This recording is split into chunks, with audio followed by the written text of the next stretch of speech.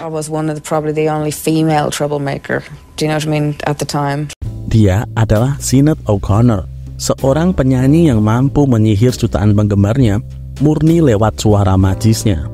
Tidak seperti bintang pop kebanyakan yang memilih berpenampilan glamor dan bergaya dengan standar ideal Hollywood, O'Connor justru memilih tampil apa adanya dengan potongan rambut botak dan tanpa mempedulikan standar dari cukong-cukong di industri musik populer tentang bagaimana seharusnya penampilan seorang diva. Dan satu hal yang paling penting, dia tidak pernah tertarik dengan pencitraan ala bintang pop. Sepanjang karirnya, Sinead O'Connor dikenal sebagai penyanyi wanita yang lantang menunjukkan sikap dan gagasan yang ia yakini. Karena sikapnya itulah, penyanyi dengan tampang skinhead ini tak jarang dicap sebagai penyanyi pemberontak yang kontroversial. Selamat datang di channel Guru Urban, inilah kisah perjalanan hidup dari Sinead O'Connor.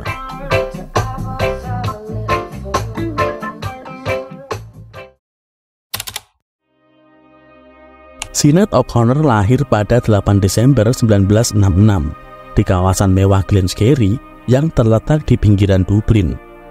Meski terlahir dari keluarga yang berkecukupan, namun masa-masa kecil O'Connor tidak seindah anak-anak lain di tempatnya.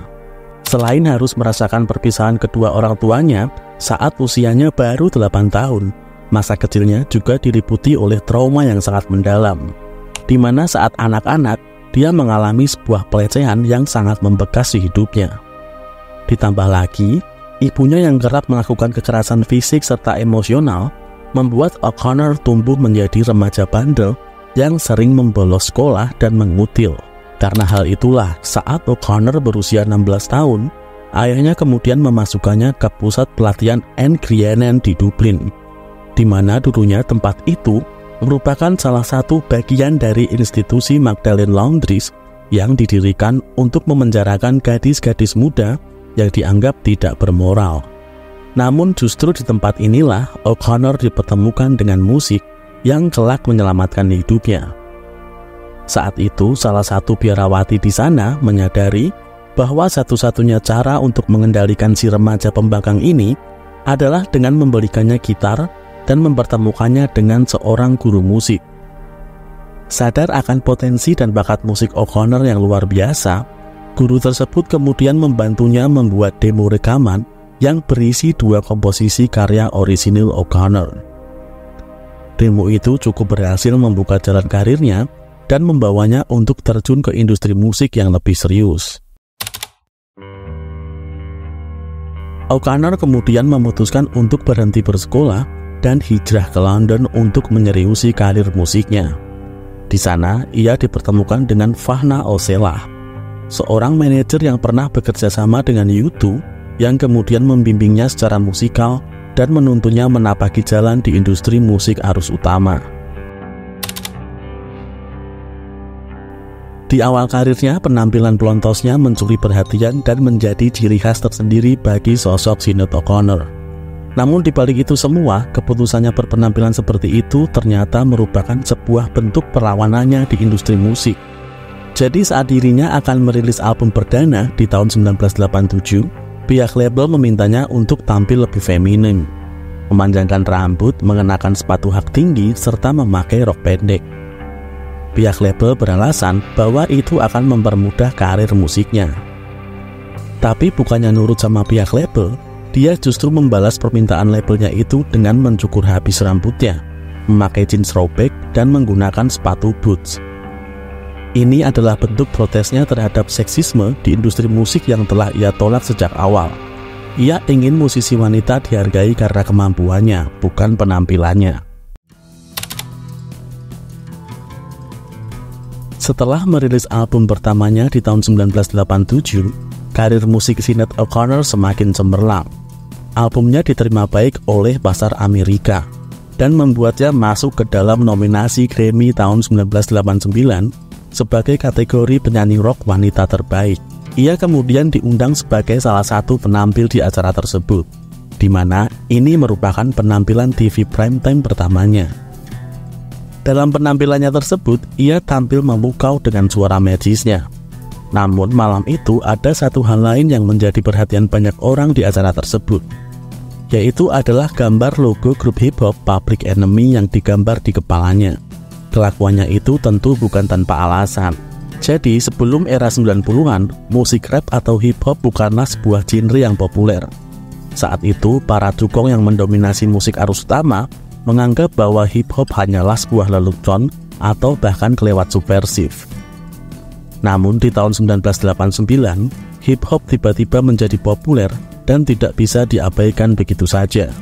Oleh karena itu, di perhelatan penghargaan Grammy tahun 1989, ditambahkanlah kategori baru yaitu nominasi penampilan rap terbaik. Tetapi karena waktu tayang yang terbatas, presentasi nominasi tersebut tidak akan disiarkan di televisi. Nah, karena tidak ditayangkan di televisi, para artis nominasi rap yang didominasi kulit hitam tersebut merasa didiskriminasi dan memutuskan untuk memboikot acara itu. O'Connor yang mengetahui kabar tersebut tentu tidak tinggal diam. Dalam penampilan perdananya di televisi Amerika tersebut, dia menggambar logo Public Enemy di kepalanya.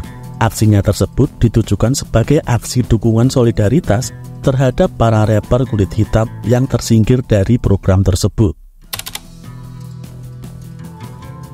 Sinéad O'Connor benar-benar mencapai sukses secara komersil setelah single yang ada di album keduanya, yaitu Nothing Compares to You, meledak di pasaran. Lagu yang ditulis oleh Prince itu menduduki puncak tangga lagu dan dinobatkan sebagai single nomor 1 tahun 1990 oleh Billboard Music Awards. Meski sedang berada di puncak karirnya, ketenarannya itu berjalan beriringan dengan sikapnya yang kontroversial. Di tahun 1991, ia terpilih kembali sebagai salah satu kandidat peraih nominasi di penghargaan Grammy ke-33. Penyanyi lain mungkin akan sangat senang jika ada di posisi itu, tapi O'Connor justru dengan tegas menolak mentah-mentah dan tidak menghadiri acara bergengsi tersebut. Baginya penghargaan itu hanya bersifat komersil dan tidak artistik. Dia menegaskan akan menolak segala penghargaan apapun. Hal ini merupakan bentuk perlawanannya di industri musik yang dinilainya hanya memanfaatkan para seniman sebagai sumber keuntungan materi belaka. Kemudian, salah satu kejadian yang paling menuai kontroversi terjadi ketika ia tampil di acara Saturday Night Live tahun 1992. Di acara tersebut, ia menunjukkan foto Paus Yohanes Paulus II di depan kamera dan merobeknya menjadi dua bagian. Aksi itu adalah bentuk protes yang dilakukan O'Connor atas ramainya kabar pelecehan pada anak-anak di gereja Katolik. Aksinya tersebut tentu mendapat kecaman dari berbagai pihak. Pembalasan atas keberaniannya itu tak kenal ampun. Ia dicemooh saat penampilannya berikutnya hingga akhirnya batal tampil. NBC sendiri sebagai pihak yang menyiarkan penampilan O'Connor menerima lebih dari 4.000 keluhan. Tahun 1994, album keempatnya yang berjudul Universal Mother dirilis. Album ini menampilkan kontribusi dari Kurt Cobain. Sayangnya album ini tidak mendapatkan atensi yang baik seperti di album-album sebelumnya. Setelah album keempatnya itu, dia berhenti merilis album. Hal itu disebabkan lantaran banyaknya konflik internal yang terjadi di dalam hidup Sinéad O'Connor. Puncaknya terjadi di tahun 1999, ketika perceraiannya dengan mantan suaminya membawanya ke situasi perebutan hak asuh anak yang cukup sengit. Kejadian itu membuatnya sangat tertekan, bahkan dia nyaris untuk mengakhiri hidupnya. Di masa-masa transisi yang berat itu, di periode yang sama, dia ditasbihkan sebagai imam gereja Latin Tridentine, sebuah gereja Katolik independen yang tidak bersekutu dengan Roma.